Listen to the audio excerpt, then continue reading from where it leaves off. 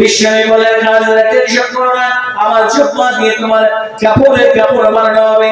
এবার খাদিজা বলেন রাসূলুল্লাহ ওই কবরের মধ্যে আমাকে যখন রাখবেন তার আগে আপনি কবরের মধ্যে নামবেন, নামার পরে পিঠটা আপনি লাগাই দেবেন। বিশ্বনবী বলেন সমস্যা নাই করব। এবার ৩ নম্বরে খাদিজা বললেন ইয়া রাসূলুল্লাহ ইয়া হাবিবাল্লাহ হুজুর ৩ নম্বরে কবরের মধ্যে প্রশ্ন আছে, ৩টা প্রশ্নের জবাব দিতে হবে। মার রব্বু আমার দ্বীন ও কমান নবী, তোমার রব কে, তোমার দ্বীন কি, তোমার নবী কে? ইয়া রাসূলুল্লাহ ইয়া হাবিবাল্লাহ আমি খাদিজা জবাব দিতে পারবো না।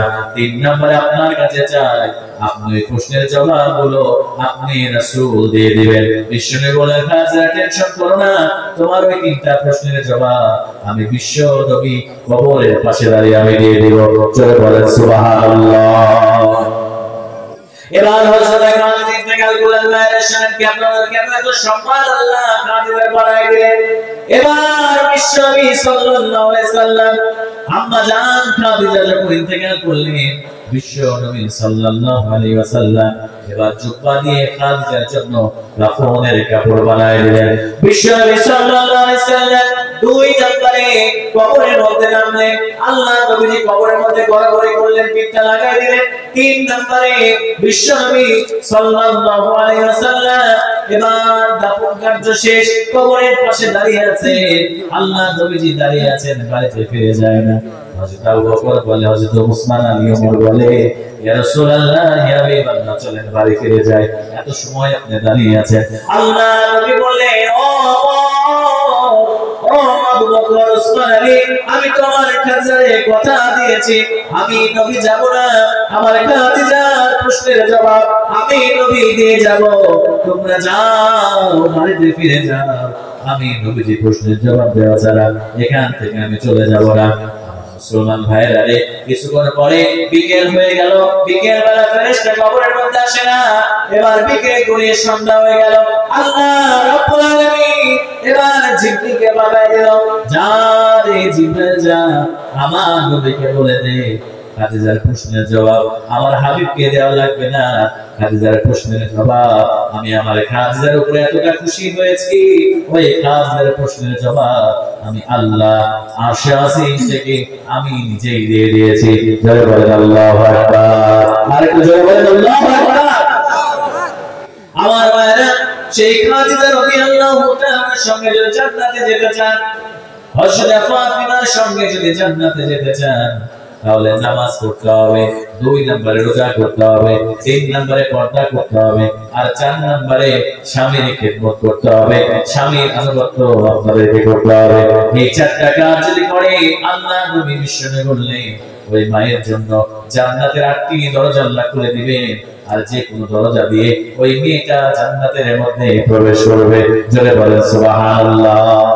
এই 4টা কাজ মায়ের করবেন, 1 নম্বর নামাজ, 2 নম্বরে রোজা, 3 নম্বরে পর্দা, আর 4 নম্বরে আল্লাহ রাসূল বলে স্বামীর ন্যায় ভালোবাসা।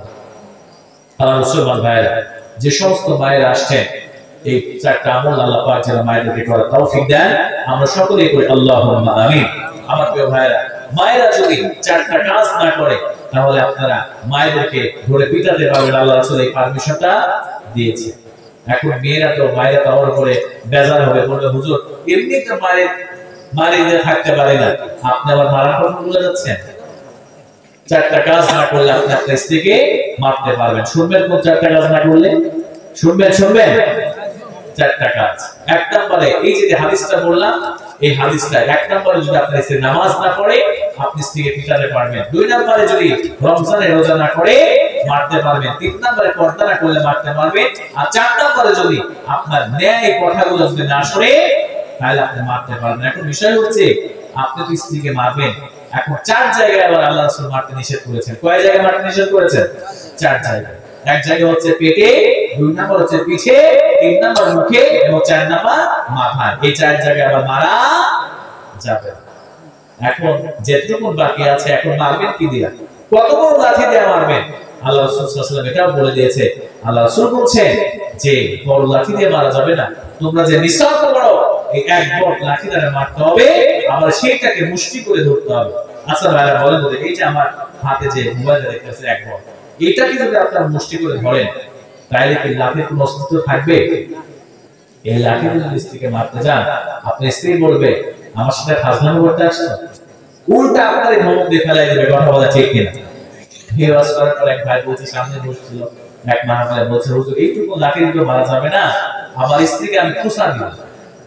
কি দিবে বলেন না? এইটুকুকে তো মারতে পারবো না, খোঁচা দিবে। তার মানে ওর এমন রাগ স্ত্রীর উপরে, তাও স্ত্রীকে মেরেই ছাড়বে, ঠিক কিনা? সর্বশেষ কথা হচ্ছে স্ত্রীকে কেউ আঘাত করবেন না, মায়েদেরকে মারবেন না। অনেক পুরুষ আছে একটু কিছু হলে মায়েদের উপর আঘাত করে, রান্না করতে একটু দেরি হলে মায়েদের উপর আঘাত করে। এরকম করবেন না। কোন নবী কোন রাসূল তারা স্ত্রীকে আঘাত করে না, কখনো মারধর করে না। এজন্য কোন সুপুরুষ কখনো স্ত্রীকে আঘাত করতে পারে না। স্ত্রীকে আঘাত তো তারাই করে যারা কাপুরুষ, বাহিরে পারে না, এসে বাড়িতে সরলা আমার মায়েদের উপর আঘাত করে, তাদেরকে মারধর করে। এজন্য প্রিয় ভাই, স্ত্রীকে মারবেন না। যদি এমনগুলো না করে তাদেরকে বোঝান, নিজের নামাজ পড়া, নিজের নামাজ পড়ে তাদেরকে নামাজের জন্য বলে, নিজে রোজা করে তাদেরকে না রোজার জন্য বলে, নিজে স্ত্রীর অধিকারগুলো আদায় করে। আল্লাহ পাক সে তৌফিক দান করুন। আমরা সকলে করে আল্লাহুম্মা আমিন।